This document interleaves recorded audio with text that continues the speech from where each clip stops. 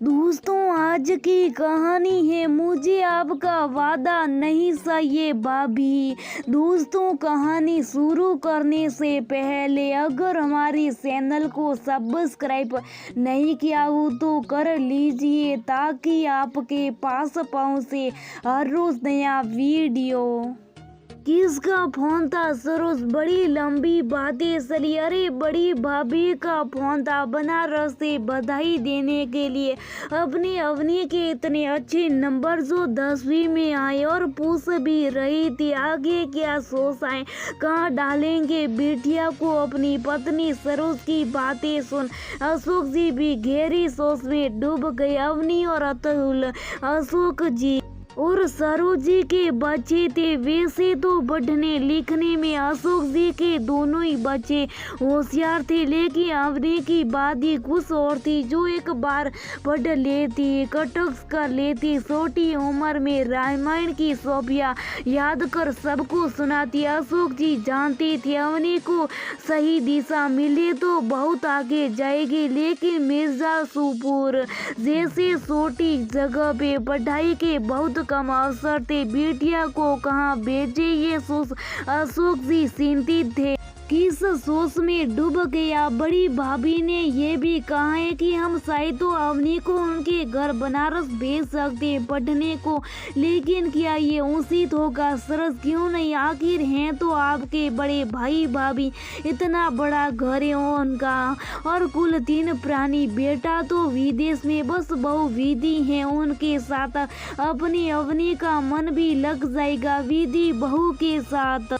उस सोच विचार कर अशोक जी ने हामी भर दी। घर में अवनी के बड़े ताऊ ताई जी के घर जाने की तैयारी शुरू हो गई। बेटिया सलीके से रहना और बड़ों का आदर करना, उनकी बात मानना, ऐसी ढेरों नसीहतें दे सरोज जी और अशोक जी ने अपनी लाडली को बनारस छोड़ आए।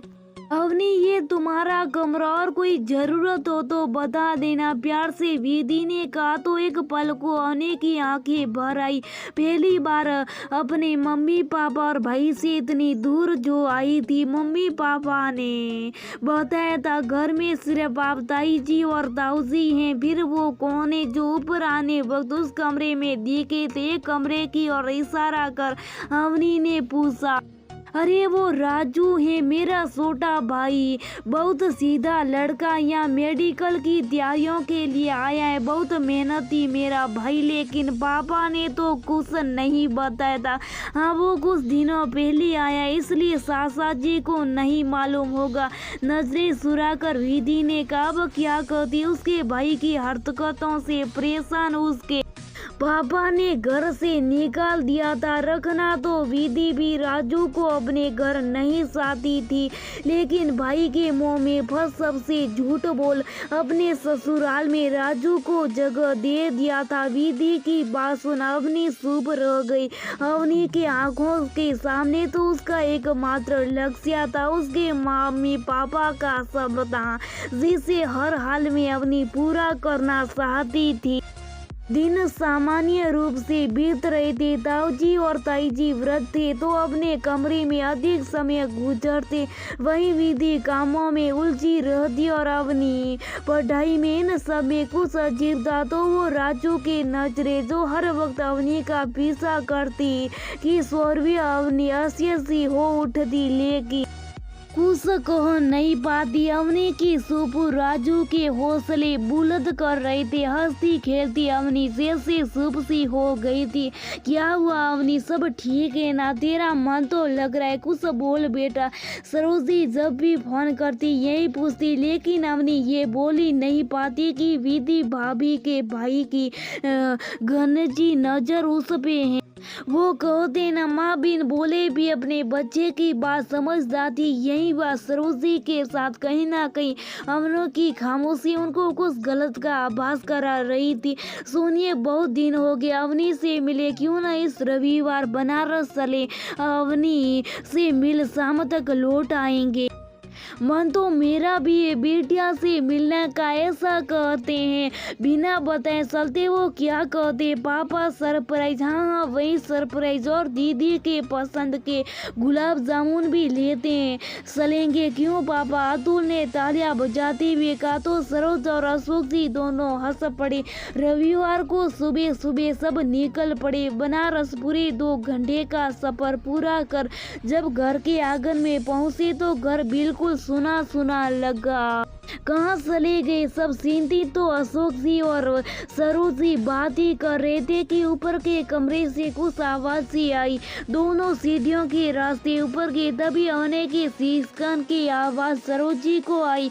उन्हें वहीं ठाठ मार गया। हिम्मत कर एक पल्ला जो हल्का खुला था उसे झांका अंदर का दृश्य देख सरोज जी दंग रह गई। राजू ने अवनी का हाथ पकड़ रखा था और अवनी खुद को उसके चुंगल से छुड़ाने की कोशिश कर रोई जा रही थी। अवनी अवनी तेरी माँ आ गई, मेरी बच्ची खोल दरवाजा, चिल्लाते हुए सरोज दरवाजा पीटने लगी। आवाज सुना अशोक जी भी पहुंच गए। तभी दरवाजा खुला और भागकर अवनी अपनी माँ के गले लग गई। सरोज जी ने अवनी को पीछे किया और थप्पड़ों की बना और साथ कर दी। राजू पे अचानक मार पड़ने से बौखलाया राजू नीचे की ओर भागा, लेकिन वही सीढ़ियों पे विधि मिल गई। दीदी दीदी ये सब पागल हो गए, मुझे बचा लो। ये क्या बोल रहा है राजू, कौन पागल हो गए, तू जानता है ना मुझे बुखार है, थोड़ी आंख क्या लगी, शोर मचाने लगा तो। और ये तेरे चेहरे तो क्या हुआ, इतना लाल क्यों?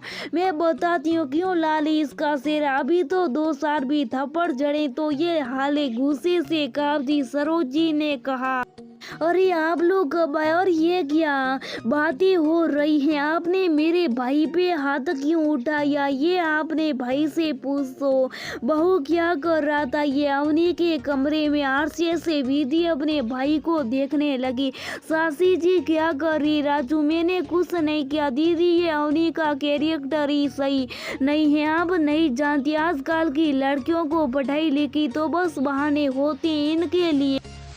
बेशरम राजू अपनी गलती छिपाने के लिए अवनी को बदनाम करने लगा कि तभी सटाक की आवाज के साथ राजू जमीन पे गिर पड़ा। शर्म नहीं आती झूठ बोलते राजू, मुझे तो भाई बोलने में भी शर्म आती है। क्या मैं अवनी को नहीं जानती या फिर मैं तेरी करतूतों को नहीं जानती? तूने तो मुझे वादा भी दिया था अवनी को अपनी छोटी बहन समझेगा, गलती मेरी है, भूल मुझसे हुई है। जो अपने भाई के स्वभाव को जानकर भी अनजान बनी रही, उसके झूठे वादों पे भरोसा कर लिया, लेकिन अब एक पल भी नहीं, इसी वक्त निकल जाए यहाँ से, मुझे माफ कर दो अवनी, मेरे भाई के कारण तुम्हें कितना कुछ सहना पड़ा। अब कभी राजू इस घर में नहीं आएगा, मेरा वादा है ये, मुझे आपका वादा नहीं चाहिए, हिसाब चाहिए। भाभी आज मेरे साथ गलत हुआ है, वो तो क्या भरोसा है कि इंसान दूसरी लड़कियों के साथ गलत नहीं करेगा।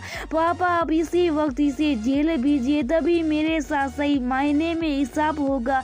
अपने आंसू पोष दृढ़ सवर में अवनी ने कहा। तो बस तुरंत अशोक जी ने पुलिस में खबर कर दी। विधि के बार बार माफी मांगने के बाद भी डरी सहमी अवनी को सरोज जी और अशोक जी वापस ले गए, क्योंकि विश्वास की डोर जब एक बार टूट जाती है तो जुड़ती नहीं।